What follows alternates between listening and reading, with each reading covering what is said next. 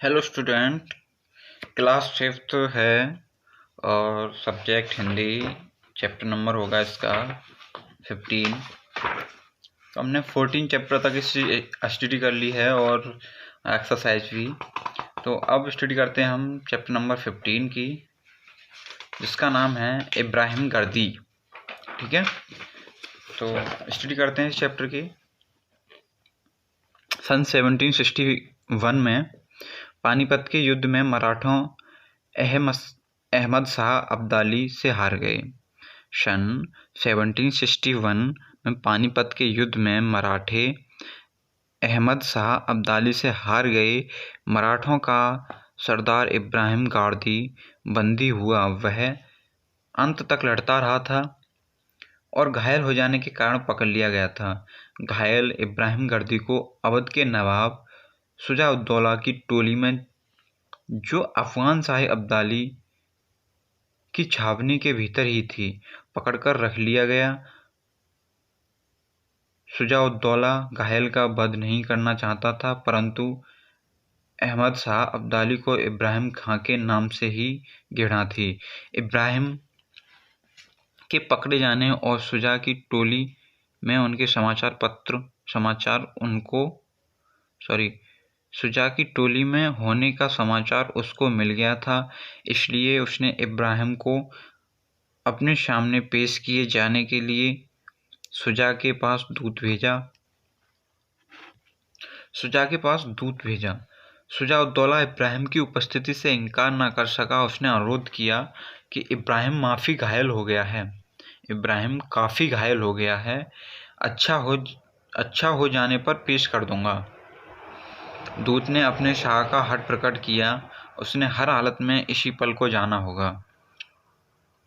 शुजा का प्रतिवाद छीड़ पड़ गया। फिर भी उसने कहा, सोचिए, इब्राहिम मराठों के 10,000 सिपाहियों का सालार था, घायल हुआ है, कैद में है। कम से कम इस वक्त तो नहीं बुलाया जाना चाहिए। दूत नहीं माना। उसको अहमद शाह अब्दाली का स्पष्ट आदेश था। शुजा-उद-दौला को उस आदेश का पालन करना पड़ा। अहमद शाह के सामने इब्राहिम गारदी को लाया गया। अहमद शाह ने पूछा, तुम मराठों की 10 पलटनों के जनरल थे?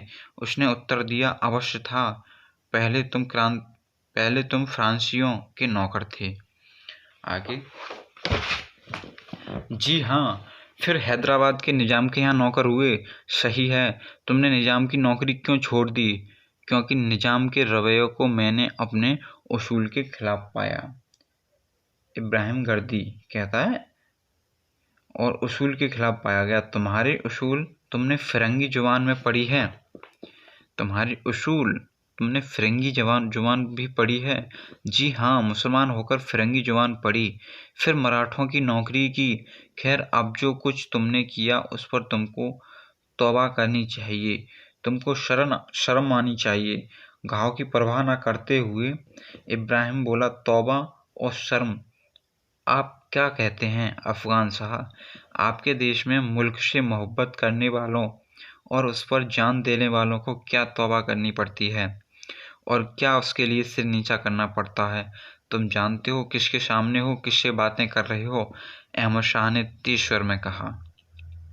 जानता हूँ, और ना भी जानता होता तो जान जाता, पर यकीन है कि आप खुदा के फरिश्ते नहीं हो। मैं इतनी बड़ी फतह के बाद गुस्से को अपने पास नहीं आने देना चाहता। ताज्जुब है, मुसलमान होकर तुमने जिंदगी को इस तरह बिगाड़ा।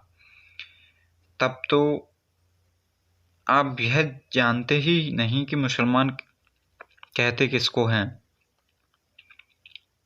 जो अपने मुल्क के साथ घात करे, जो अपने मुल्क को बर्बाद करने वाले परदेशियों को साथ दे, वह मुसलमान नहीं। मुझको मालूम है तुम फिरंगियों के कायल रहे हो। उनकी शागिर्दी में ही तुमने यह सब सीखा है। क्यों? क्या तुम नमाज पढ़ते हो हमेशा 5 वक्त? Next page.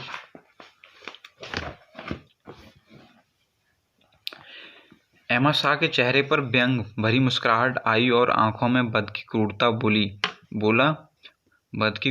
बोला, फिरंगी या मराठी जुबान में नमाज पढ़ते होंगे, खुदा को राम कहते होंगे। इब्राहिम ने घावों को पीड़ा दबाते हुए कहा, खुदा अरबी, फारसी या पश्तो जुबान को ही समझता है, क्या वह मराठी या फ्रांसीसी को नहीं जानता? क्या खुदा राम नहीं है और क्या राम खुदा नहीं है? अहमद शाह अब्दाली की नाक में नासूर था, उसमें से फूंकफार निकल पड़ी। बोला, क्यों? कुफ्र बकता है। तौबा नहीं, तौबा कर, नहीं तो टुकड़े टुकड़े कर दिए जाएंगे। बोला, क्यों कुफ्र बकता है? तौबा कर, नहीं तो टुकड़े टुकड़े कर दिए जाएंगे। मेरे इस तन के टुकड़े हो जाने से रूह के टुकड़े तो होंगे नहीं, इब्राहिम ने दृढ़ स्वर में कहा। घायल इब्राहिम के डंडे स्वर में अहमद शाह की क्रूरता कुंठित हुई।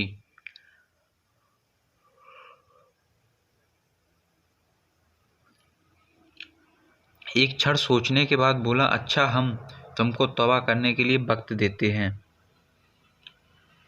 तौबा कर लो, हम तुमको छोड़ देंगे, अपनी फौज में अच्छी नौकरी भी देंगे।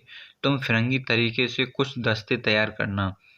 कराह के दबाए हुए इब्राहिम के होठों पर एक रीनी छीनी हंसी आ गई। इब्राहिम अहमद शाह के उस खिलवाड़ को समाप्त करना चाहता था। उसने कहा, अगर छूट जाऊं तो पूना में ही फिर पलटने तैयार करूं और फिर पानीपत के मैदान में उन अरमानों को निकालूं जिनको आज निकाल नहीं पाया और मेरे कलेजे में धधक रहे हैं।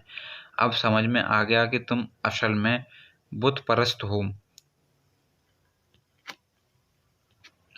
जरूर हूँ, लेकिन मैं ऐसे बुत को पूजता हूँ जो दिल में बसा हुआ हो और स्वाद में मीठा हो। जिन बुतों को बहुत से हिंदू पूजते हैं और आप लोग भी, मैं उनको नहीं पूजता। हम लोग भी खबरदार। हाँ, आप लोग भी, और आप लोग भी मरे हुए सिपाहियों के ढेर हैं जो हर तंबू के सामने लगाए गए हैं और जिनके सामने आपके पठान और रोहेले सिपाही नाच नाच का जश्न मना रहे हैं। वह सब क्या है? क्या वह बुतपरस्ती नहीं? तुम बहुत बदजवान हो। तुम्हारा भी वही हाल किया जाएगा जो तुम्हारे सदाशिवराव भाऊ का हुआ है। चकित इब्राहिम के मुंह से निकल पड़ा, क्यों उनका क्या हुआ? उत्तर मिला, मार दिया गया, सिर काट लिया गया। ओफ! घायल इब्राहिम ने दोनों हाथों से सिर थमाकर कहा। अब्दाली को उसकी पीड़ा रुचि। बोला, तुम लोगों का वह खूबसूरत छोकरा बिस्वा सराव भी मारा गया। इब्राहिम की बुझती हुई आंखों के सामने और भी अंधेरा छा गया। उसने कुपित स्वर में कहा, बिस्व सराव मेरे मुल्क का ताज, मेरे सिपाहियों के हौसलों का ताज। ओफ! इब्राहिम गिर पड़ा। अहमद शाह उसके तड़पने पर प्रसन्न था। उसकी निर्मलता ने सोचा, शहीदों को जीत लिया। इब्राहिम जरा सा उठकर बड़बड़ाते स्वर में बोला, पानी। अब्दाली कड़का, पहले तौबा कर।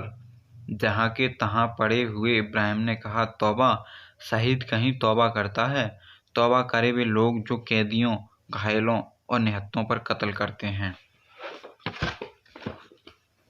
अब्दाली से नहीं सहा गया। इब्राहिम भी नहीं सह पा रहा था। अब्दाली ने उसके टुकड़े टुकड़े कर वध करने की आज्ञा दी।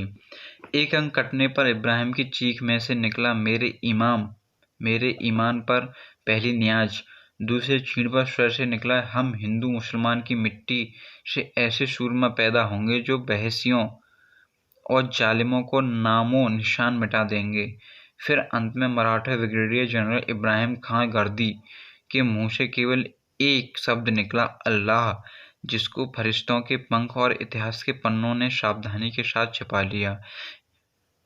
ओके स्टूडेंट, इसकी स्टडी हो गई है और इसके जो राइटर थे वह हैं वृंदावन लाल वर्मा, ठीक है, जिन्होंने इस चैप्टर को लिखा था। तो ये भी चैप्टर आपका ख़त्म हो चुका है और स्टडी इसकी पूरी हो गई है। अब आपको क्वेश्चन आंसर्स भेज दिए जाएंगे। Okay student.